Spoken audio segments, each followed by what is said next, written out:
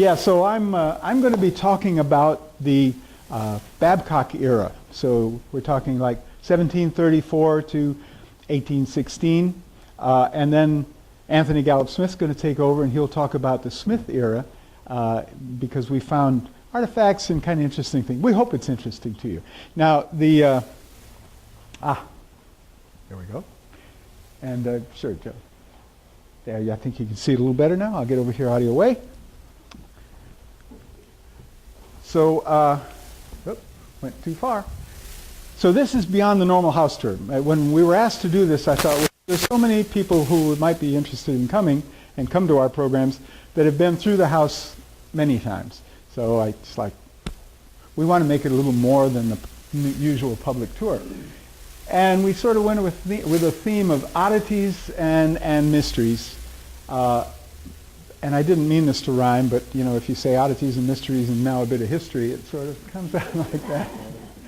Just for the context, especially for folks who are new, I think we have some guests here. Is this your first time here? For the first time, yes. It was built as the home of Joshua Babcock in 1734. We started telling the fifth graders, just to get the perspective, that George Washington was 2-year-old. He was a 2-year-old toddler when Joshua built this house, as of course an adult and a married man. So it's kind of a long time ago. He built a colonial mansion. He was a leading citizen of the community and a leading citizen of the Rhode Island colony, because he, of course, held office and things like that for the whole colony, and became our first postmaster, as I'm sure most of you know, and was a good friend of Ben Franklin's, and Franklin stayed in the house many times, as we have seen from his letters, which have been preserved, thank you letters to Joshua and Hannah Babcock for putting him up overnight as he would be traveling through this area. It was a 600-acre, give or take, farm right here on the King's Highway, because Granite Street at that time would have been the King's Highway and probably just a dirt road. And the farm went back out towards the marshy land, out towards Route 78 bypass and down to the high school, etc.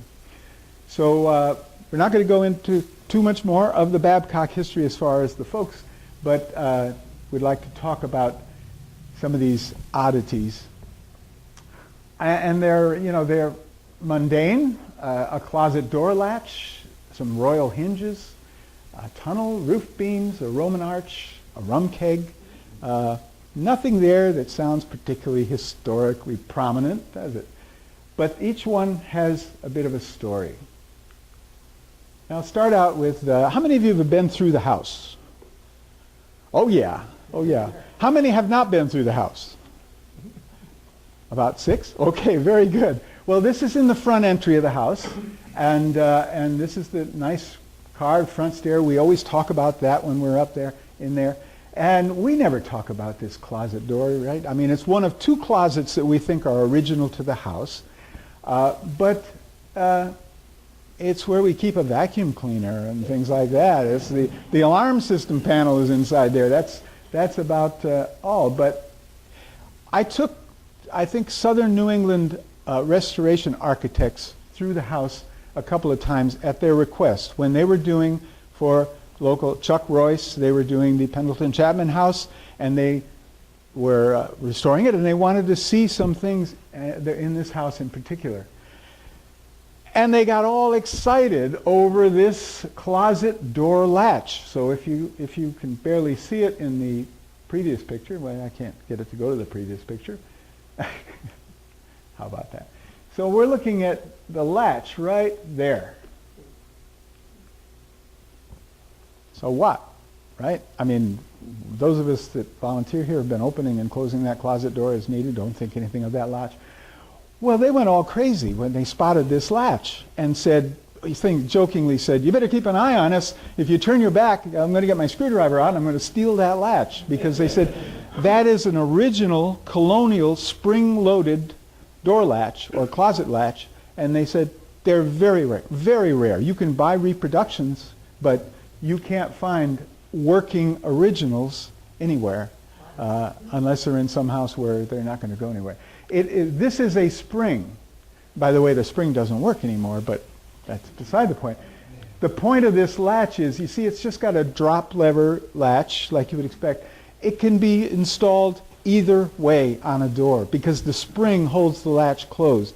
It doesn't rely on gravity to hold this down and hold the door shut. But so this is this would have been something that would probably been imported from Europe when in 1734 when Joshua built the house. So things like that don't usually last. But we've been fortunate. We still have this latch, which again got them all excited.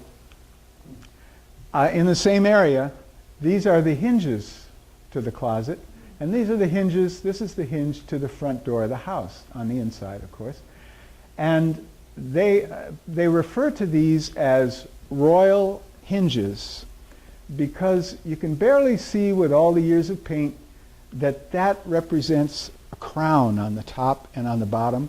This is much more obvious if you turn a crown on its side. And the interesting story about that is if during the Revolution you were a rabid patriot who was cutting your ties to England, you might take the screws out, take that hinge off, and file the crown round or square on that hinge because it was in honor of the English king that those crowns appeared on hardware, and it's like, we don't recognize them anymore. Well, you remember Joshua was not a young man during the Revolution. He was a patriot, and they say he served in the Patriot Army in supply or something like that. But he was already born in 1707. So from the time of the Declaration of Independence, he was only nearly 70 years old. He was probably 69. So my thinking is he spent 69 years under the crown, under the king. Maybe he wasn't quite that angry at the king, but felt politically we wanted to break away. For whatever reason, he didn't have anybody file that hinge down to make it plainer. And that was another thing the colonial architect restoration people said. That's interesting because, of course, so many of them were lost. Even if the hinge still exists, so many of them were filed or defaced, if you will. Our notes say we think this original front door hardware may be original to the house. But there's a lot of caveats there. Maybe, we think, not sure. The door has probably been replaced. This is a very massive hinge, and we know the door was moved in the house when that front entry was expanded. So the hardware may have been saved or not. But you can see all of that if you probably remember seeing it in the house. But this is much more crown showing. Whoop. There's a little bit of pause because PowerPoint being PowerPoint. So this is a Roman arch, right? The Romans developed the arch back in their time, and it's a tremendously strong structure to support weight up above. Any guesses where this is in the house? In the basement. No fair, Maureen. You see. No. Well, you can kind of see, can't you, that we're looking through the basement. So this arch is underneath the central chimney and mortar and flue for the 6 fireplaces in the museum house. So you have this massive structure that goes up 2 floors and up through the roof with 3 fireplaces on each floor. And well, you know, you'd kind of want to set that on bedrock, right, or a very solid foundation. So why do you suppose Joshua had the builders go to the trouble of putting a very strong arch underneath that very heavy structure? Any guesses? To support the weight of the fireplaces. But why didn't he support it on a solid foundation? Wouldn't that have been easier? Well, it had been stone back then. Yeah, he had stone. This is all stone. But if you think of it, you have to kind of get basic and say, well, why would you make an arch? It's a passageway, right? This is like about 6 feet tall on the inside, maybe a little more. It is because the post and beam house that he built there would have a central foundation because of its size and a perimeter foundation, and with a full basement you would have 2 rooms. There would be a wall here separating one half of the basement or cellar from the other half of the basement. So you'd have to have two different accesses to get down there. Well, you know, he was building a mansion. He didn't want to have two rooms in the basement that weren't connected together. So he got someone to build a frame. Here, if you can see, these are the remnants of wooden beams that supported the framework, the wooden framework that supported these bricks when the mortar was wet, and went to all that trouble, then removed the frame so that he could move from one side of the basement to the other, or anyone else could move from one side of the basement to the other. So you end up with this beautiful Roman arch, and it's down in a place where we can't really take the public because of air conditioning units and things like that, lack of railings. It's an insurance company wouldn't like us taking tours down there, so we thought maybe you'd like to see it comfortably from your seats there. So. And if you have any questions, please ask, and I'll make up an answer, whatever.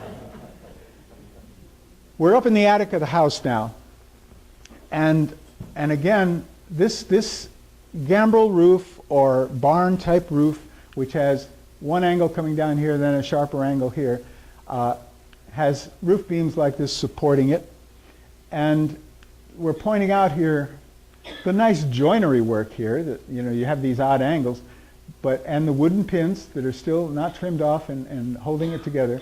But you see the X there and right there.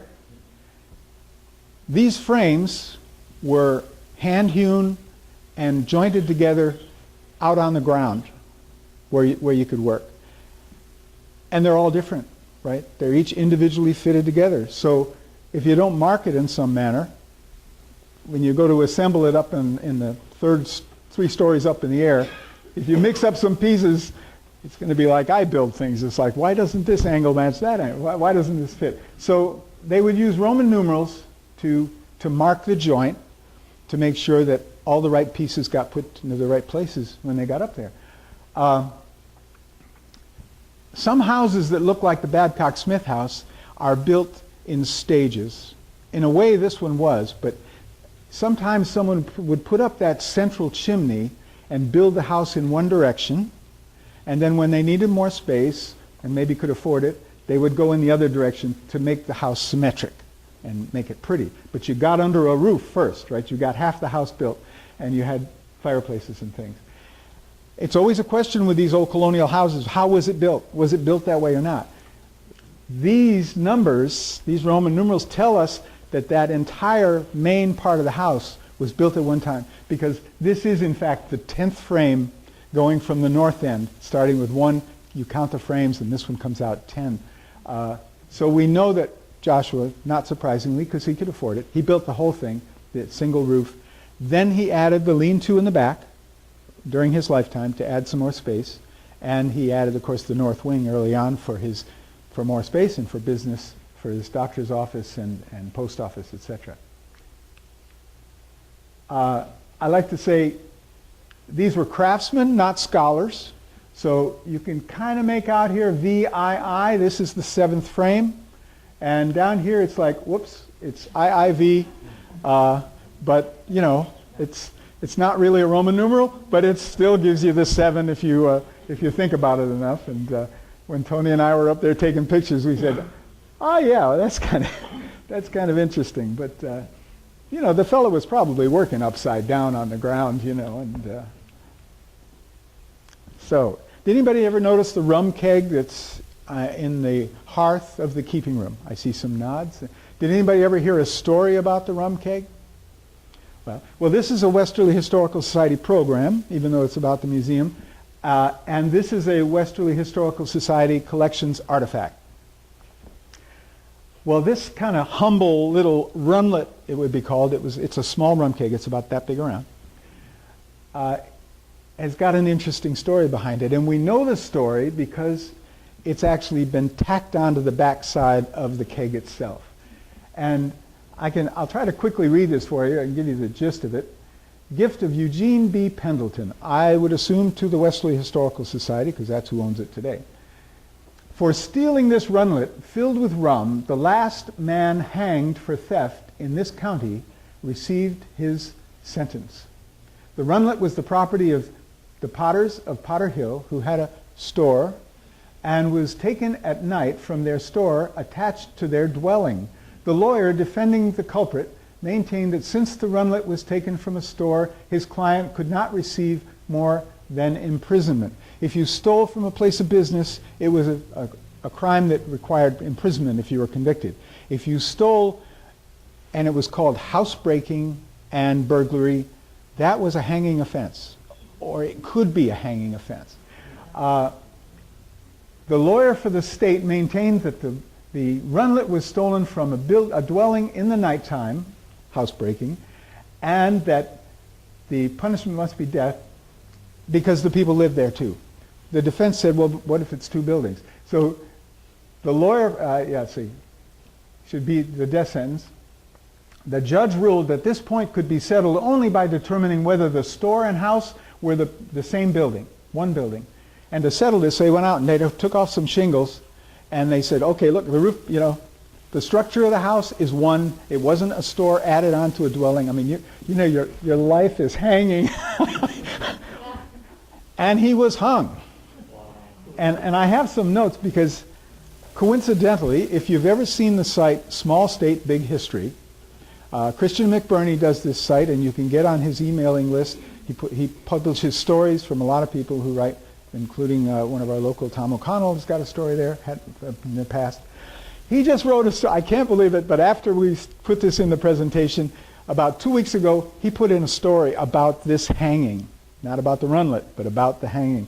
And so we have details. Also, there's a site called Death Penalty USA that lists all the capital punishment, all the death penalties in the United States over the years. And sure enough, Rhode Island's in there. So one Thomas Mount, who was from New Jersey originally. See, he wasn't a Rhode Islander. See, that's what it says. Thomas Mount was the last man executed in Washington County. And that occurred May 27, 1791 for housebreaking. He was hanged at, I think this is an ironic type name for the neighborhood where they hung people. They hung him at Little Rest, which is now Kingston. And McBurney has a picture of the road there at what was then Little Rest back in 1791. Just to hit this again, I'm not a native Rhode Islander. I think it's fascinating. How many executions do you think, in the history of Rhode Island, from the 1600s to today, how many executions do you think there have been in Rhode Island? Just throw a number out. 5, 6, 1,000, 6, 20. That's as good a guess as anyone would have. Hundreds, yes. There have only been 52 executions since the 1600s in Rhode Island, and 32 of them were for the same offense. You probably wouldn't guess what it is, but maybe you might. Ellen knows, but don't say, Ellen. Piracy. Piracy. They captured a whole crew of pirates and took them to Newport. 28, they say, 28 men were hung for piracy in Newport. And then 4 more in another instance were hung for piracy. So if you take away the 32 pirates, we've only executed 20 people since Rhode Island has been a colony and a state, which I don't think is too bad a number. The fact that they took those pirates into Newport was sort of coincidental. That happened to be where they caught them out on the ocean. So that's our little runlet, and all that history that goes from a tiny little, silly little wooden rum cake, which doesn't have any rum in it anymore. But so we're in the attic of the museum house here, and we have this contraption here. Not the spinning wheel, which looks familiar, and not Ellen's Christmas trees, which she puts out now and then at Christmas time for us, but this contraption here. And I put it in here with Joshua's period, but I can't swear to you it's that old. It's very old. It sits on a piece of burl wood that looks like it was hacked out with an adze or whatever, an adze. It's very crudely mounted, but we kind of wonder what it is. And I have no proof of what it is. But does anybody have any guesses as to what a clothes dryer? Herbs? For hanging herbs, another good thought. Yeah, I suspect it might be a fishnet dryer, because right next to it, up in the attic, for as many years as I can remember, is a wrapped up fishing net, a cloth fishing net, and it's sort of shaped nicely to wrap a fishnet around, which might be 3 to 5 feet. Right, I've got gentlemen nodding who've worked with fishnet. But it would be a nice clothes dryer. Of course, you could just string. It's a big attic, you could string a clothesline up there too, and it seems like a lot of trouble to go to a rotating. But if you've got a long fishnet, you've got somebody helping you turn that apparatus while you're threading the fishnet on there. So. Anyway, that's one of our crazy little things up in the attic that none of us know for sure what it is. Okay. Many years ago, a lot of you remember Ike Smith, certainly. And Ike told me many years ago that he was interviewed for a book on the Underground Railroad in New England. And that the author was asking about, the history of the house. And Ike was emphatic. Ike was always emphatic, right? It was never in doubt. Ike was emphatic that he had told the gentleman that there was no evidence whatsoever that the Smith family was involved in the Underground Railroad.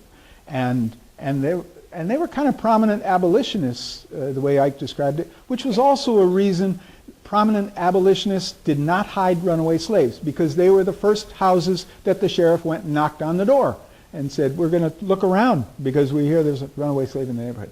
But this fellow who interviewed Ike went on to write a book on the I don't know the title and I don't know the author, so I'm not defaming him. But he wrote the book that there was a tunnel in the basement of the Babcock-Smith House which was used to hide or let runaway slaves get out of the house and go to an outbuilding to elude, the sheriff who's knocking on the front door. And Ike was annoyed because the fellow had interviewed him and he never said anything like that, but either from another source or to make a good story, that's how it got written up in the book.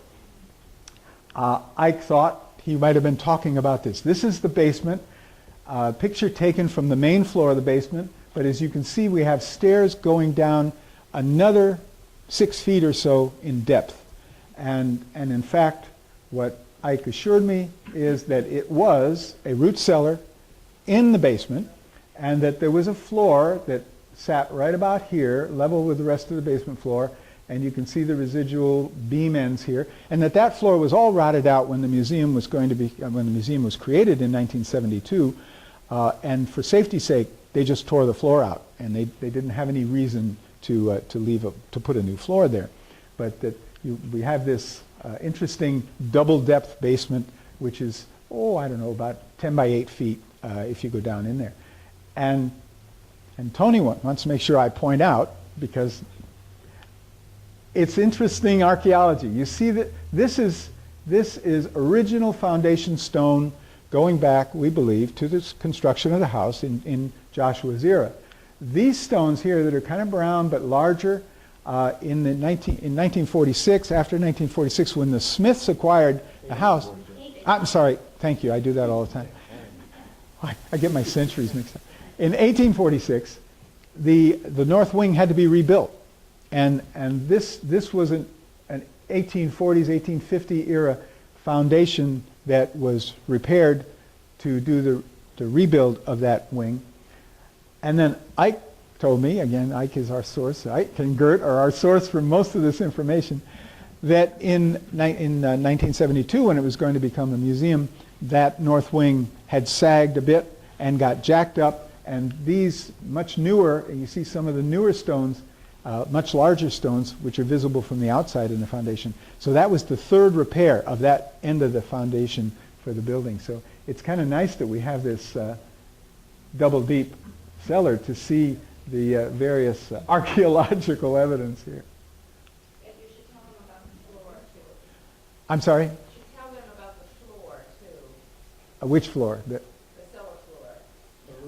Oh, you mean the dirt floor? Oh, Yes, no. we had it. Go ahead. Oh, well, yeah. So how many years ago?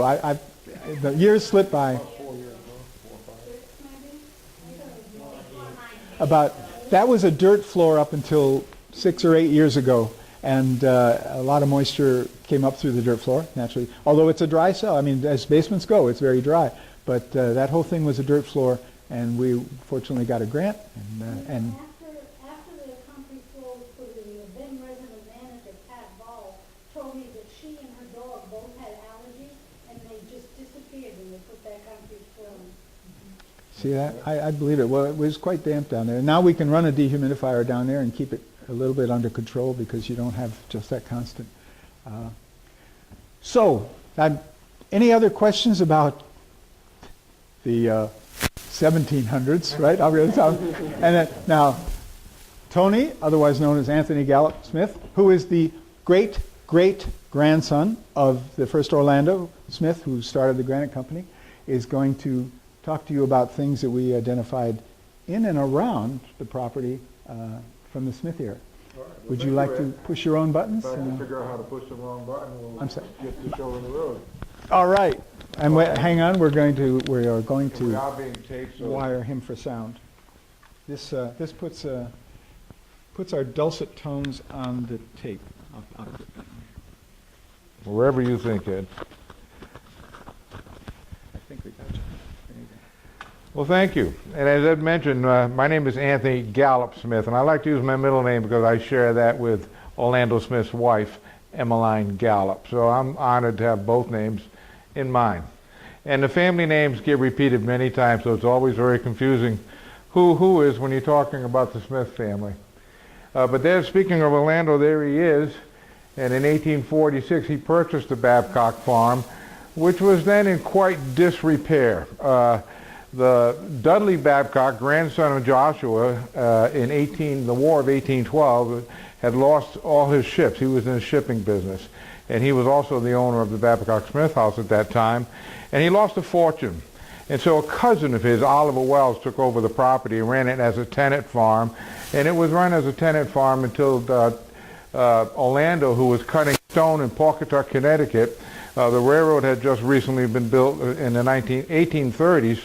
And a lot of houses were being built. And he got into cutting stone steps, became a stonemason and foundations, and his brother Leonard was a housewright and would build the houses on top of his foundations. They had a good gig going. He was always looking for good stone. And he found it right over here about 500 feet from where we are right now, an outcropping of the finest granite in the world, so we think.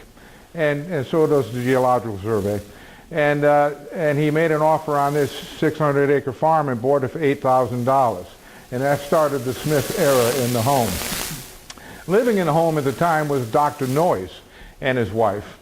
And Dr. Noyes, actually in the deed that turned it over to the Smiths, it said that Dr. Noyes and his wife would be, they would receive full rights to the dung pile, and they would also, the Smiths would deliver milk to their back stoop every day. And in the house, from what I understand, Dr. Noyes and his wife had the what we call the master bedroom today, and then what we call the Victorian room, and that part of the house, in other words, the southern part of the upstairs, and probably one room downstairs that they could enter into and not enter into the rest of the house. So we do have Dr. Noyes' bag. Taken it and opened it up, and sure enough, there's medicines that he had in his bag. And this one says bismatics. We're not sure exactly what that is, but I understand from Ed that's an element. So, but he had different things, and it's just amazing that they were still in the bag. I was trying to get the pointer working, Ed. You'll go back. Okay. You see the vials and everything, that they were still the corks on it, but the stuff had all dried up. And these, like I say, came out of the saddlebags. Just one hit. It's got a pause. Okay, so then we go to and this is a leaf that was in one of the envelopes. And we're not sure what it was, but as we know, doctors in those days couldn't write a prescription to send you to the Rite Aid. So he would have to carry what he could in his medicine bag, and as did Dr. Babcock, who did the same thing, the builder of the house. So it's quite interesting to have those finds there. Another interesting thing in the house,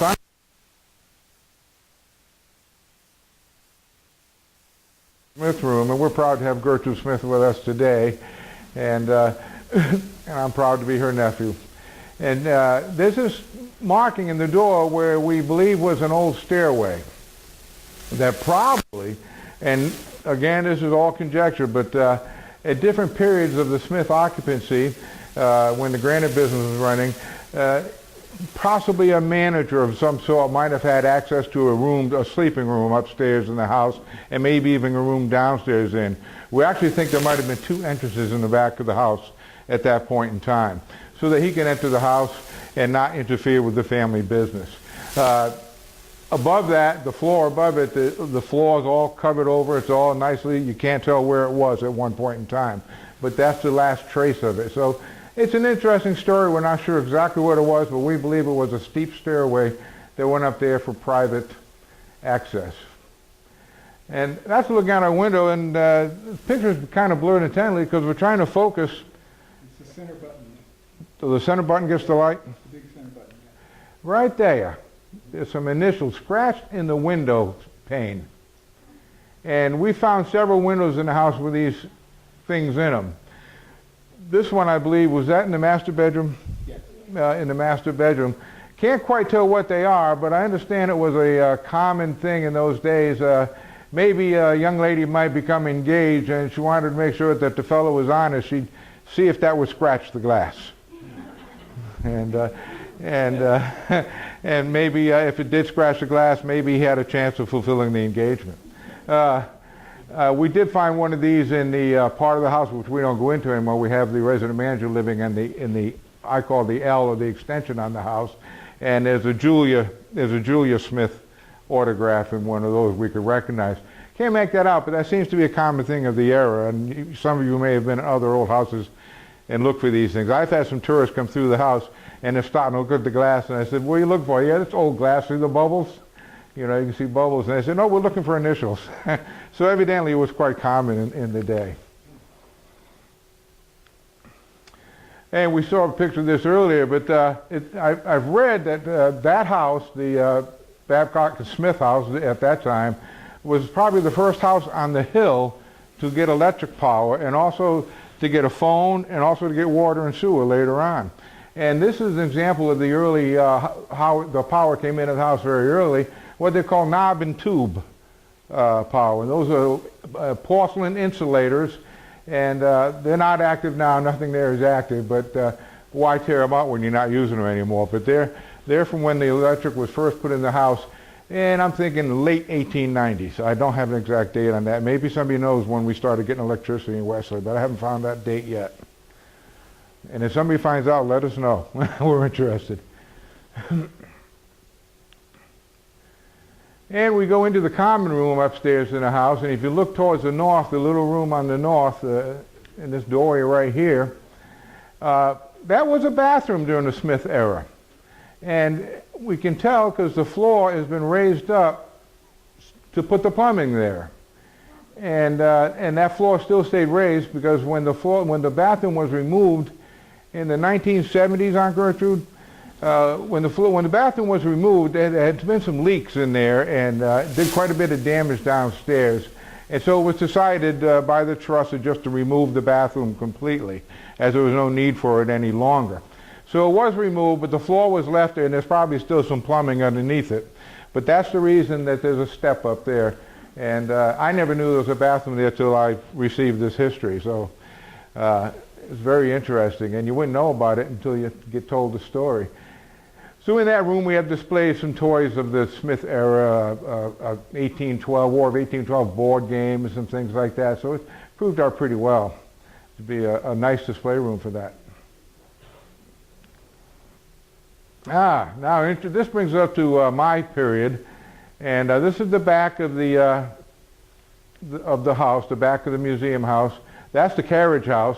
This is the museum house. There's two different pictures here, looking north towards the present-day credit union. But some of you might remember, before the credit union was built in 1959, there was a white frame house there, and it was called the Farmer's Cottage.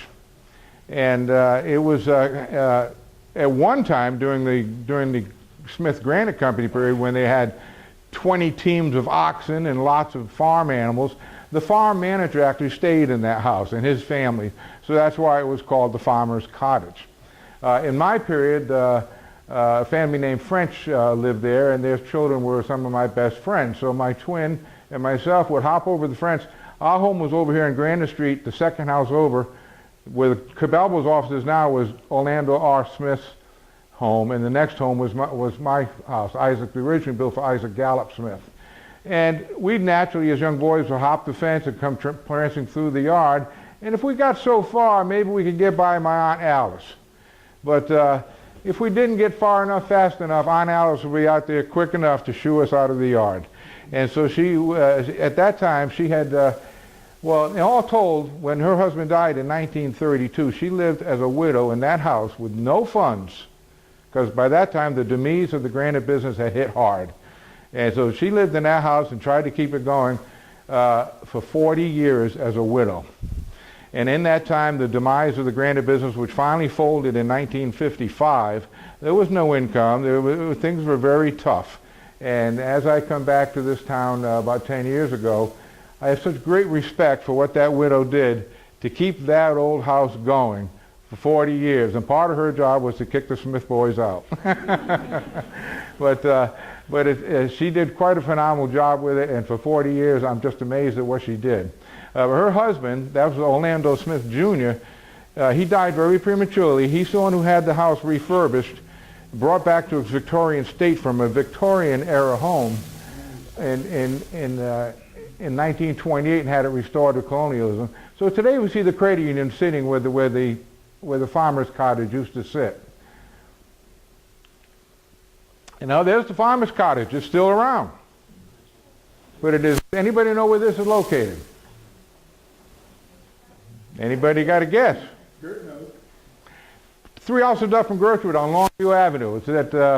It's about halfway up Longview Avenue, midway between Cross Street and John Street.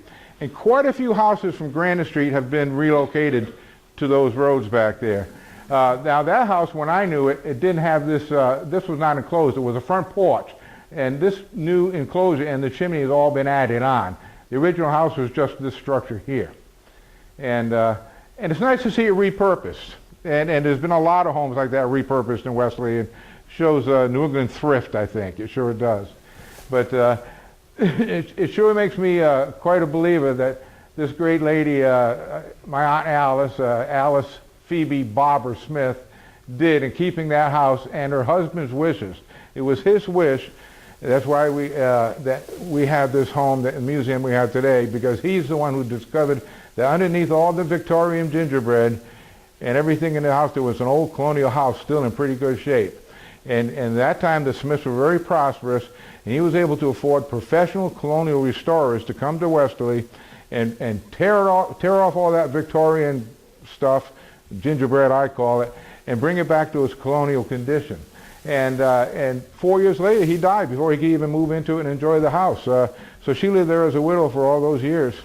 And but in his trust, he had already made it into a that after her life estate, it would be a museum for the town, and that's why we have a trust and we have what we have today. This building, by the way, was the last office for the Smith Granite Company. And I think it was built in 1928. Does that sound right, maybe?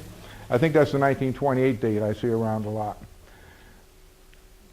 And right outside our doorway here, we see this monument that's dedicated to the skilled craftsmen and the great company of men who wrought here the many noteworthy memorials of Westerly granite that stand forever through the land. And that word forever really means something. I mean, those monuments will be wherever they are forever. And Westerly granite we have found in over 40, I think 42 of the 48 contiguous United States, and even in some foreign countries. So, does anybody know where this was before it was placed there outside our door? Anybody remember seeing that anywhere else in town? Anybody remember where Hoxie Buick was?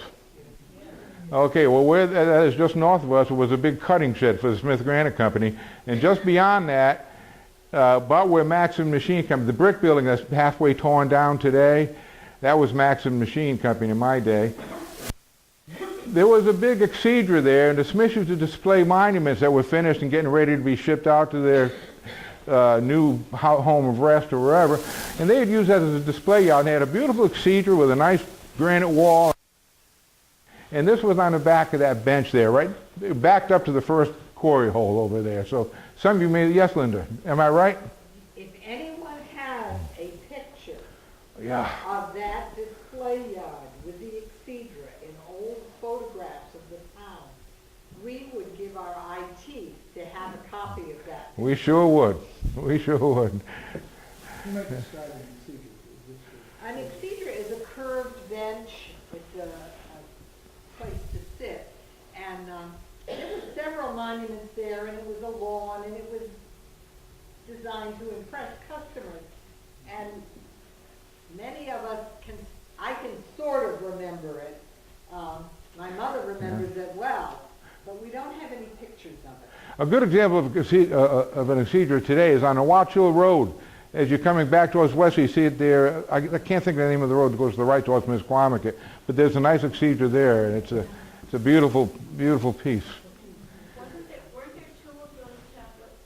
Yes, one was There were destroyed. two of those. Yes, there was. I don't know how the other one read, but yes, there was. And we'd sure like to know that. I don't know whether Dave Hoxie took it down to his farm on Lower Gloucester. We don't know where It might be. it is or what happened to it. And so it's always asked, who's buried there? Anybody got any ideas? Nobody. But at one time it did cover a grave, and that was Orlando Smith's grave. And when he died in 1859, May 30th, that's my birthday, 1859, he was buried near his home in Ledyard, Connecticut. And it said that the workmen in Westerly, they all followed the funeral train 19 miles to that burial. This is horse and buggy days. But he was so respected by his employees. And that big obelisk was put up over there. And of course, after years after that, his wife lived another 26 years, 27 years here. And by the time Emmeline died, Smith Granite Company was very prosperous. And the Riverbend Cemetery had been built. So of course the Smiths bought a beautiful plot overlooking the river. And of course, by the time she died, they had a much bigger obelisk put up down there. And he was reinterred to be with his wife at Riverbend. So he now is there at Riverbend Cemetery under a huge obelisk. And the first obelisk was put down behind a wall in I think in the Gallup farm, I'm not sure where, in Ledyard area. And Uncle Ike received a telephone call saying they had discovered this monument in the early 90s. Well, he got a telephone call from somebody over in Connecticut and said, do you know an Orlando Smith? And I said, yes, it was my great-great-grandfather. He says, well, they found an obelisk in the old Gallup farm in the bushes. And so we rushed right over there to claim it. We had proof that we were relatives, and we had it moved at that time. And so we have it back home now, and we're glad to have that. Thank you, Aunt Gertrude. And there stood the quarries. We recently acquired some magnificent, they call them mammoth, glass plates that were donated to us, to the trust, by Mr. Weinstein. And we're going to be having a display and oncoming stuff about his collection in the near future. We're organizing it right now. But I wanted to just kind of show you one of the plates. And the thing that interested me on it was this here is the original Smith Granite Company office.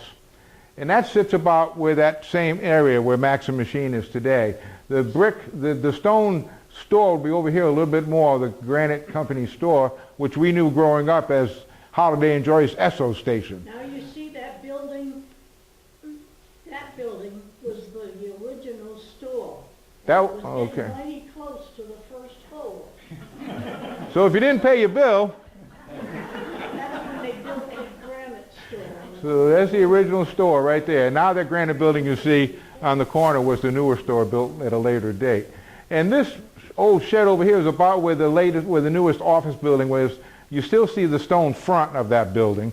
And now there's ice cream shops and shops of Phil's and Kelly's Deli. They're all over there right now. You see the other side of the street, there's not many houses at all. You can see a few houses in Westerly. But it's an interesting old picture, and we'll be telling you more about these when we do the Weinstein exhibit. So we'll give you another excuse to come back and visit us. Now, in about 10 to 15 minutes, we're going to be conducting tours of the house. If anybody would like to go through it, we'll be ready to take you through in about 10 minutes.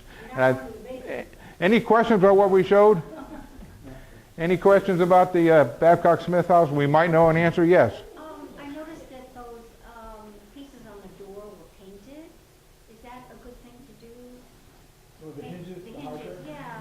Probably not. Well, you know, If that, it's better than probably letting them corrode. oh, But it's not an issue that if they would have ever thought about then, because Yeah. it was all painted.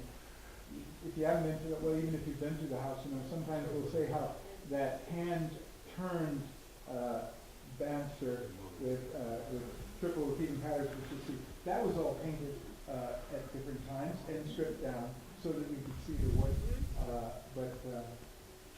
A lot of folks say, were colonial houses painted? Well, if you were a colonial farmer who was trying to make ends meet, you didn't paint anything except whitewash maybe, because paint generally had to come from Europe. Well, they didn't give it away, did they? But Joshua probably had everything beautifully painted, and just to show that he could. Any other questions? Stories, Ed, that when you showed a picture of Dr. Babcock, I hope people noticed his nose, because I got a telephone call from a Babcock lady in California, and she was a movie star. She was on Medicine Man. I don't know whether you remember that series or not, but she was the newspaper editor in that play and had red hair, and she had that Babcock nose. She gave me her address, and she said, "Don't ever tell anybody my address," and I never did, and I guess she's passed away now. It's a noble nose, isn't it? She gave us the little biography of the boy that went on the ship. Oh, yes, The yeah. one that I The transcribed. insurance guy, yeah, his little journal. Yes, Yeah. and that was interesting too. And of course, Violet Babcock, you didn't tell much about her, but you will on the tour, I'm sure. Should we give a little promo? Next January, we will be premiering a 30-minute PBS special on Joshua Babcock that Betty Jo Pagini is doing, and she's the one that did our Grant story and the Washoe story. So watch for that. Come January, we'll be doing that trailer on Joshua Babcock. Exactly right. 2019, big year for Westerly. But as you go through the house, you get, like the question about the painting on the hardware. A lot of things you see in that house weren't the normal. Dr. Babcock was extremely rich, and he put things in the house. The crown molding in every room, the high ceilings in both floors. The wide floors. Everything in that house was a lot more than the typical house of 1734. If you've been to Mount Vernon, And I haven't been there. you think it's going to be just so wonderful, and it's nowhere near as finely finished as that. Oh, I'm tickled to hear that. Very good. There was a hand up back there. Yeah, the bricks in the archway, were they manufactured in the colonies or did they come from Europe? Good question. They are exfoliated, I think is probably the term, right? Those bricks are constantly dusting off from age, so there's no markings discernible. But Do we manufacture bricks here? But there were brickyards in the early 1700s. it wouldn't have been local though, I don't think, because they're definitely, brick material, There was a place in Hartford that made Hartford had a brick company, but I don't know. but gee, Yeah. what I've wondered the same thing. was Hartford in 1734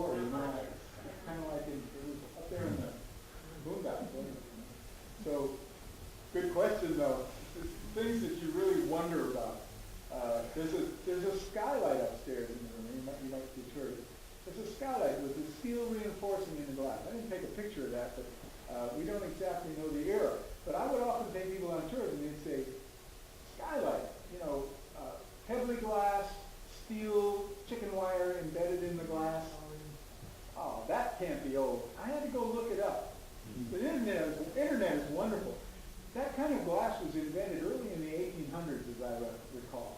And it's safety glass, and it's not for security.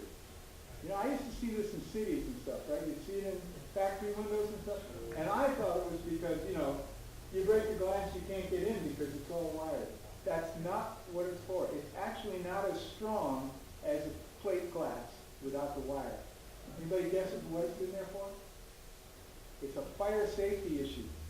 That was invented because of fire, because a window blowing out in the fire and giving you a wonderful draft to feed the fire.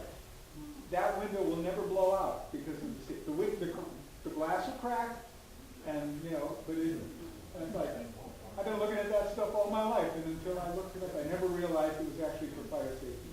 And skylights, that room has no windows, and skylights from Europe, they go back a long, long way, and even one with a metal frame would be like Industrial Revolution type, 1800 type. So some things that look a little modern to us actually been around for a while. But probably not what Joshua had. He probably just had a plain glass or You hat. take Williamsburg, they have beautiful homes there and painted too, And I often wondered, under the eaves upstairs, there's a little window in there and there's kind of a bench. Do you suppose some of the stone workers boarded there? I think, I thought that was the case. Yeah. That when, for example, if the Smith Granite Company hired, maybe not just any worker, but if they hired a stone cutter, a letter cutter, or even what we would call a supervisor, I thought that they would put them up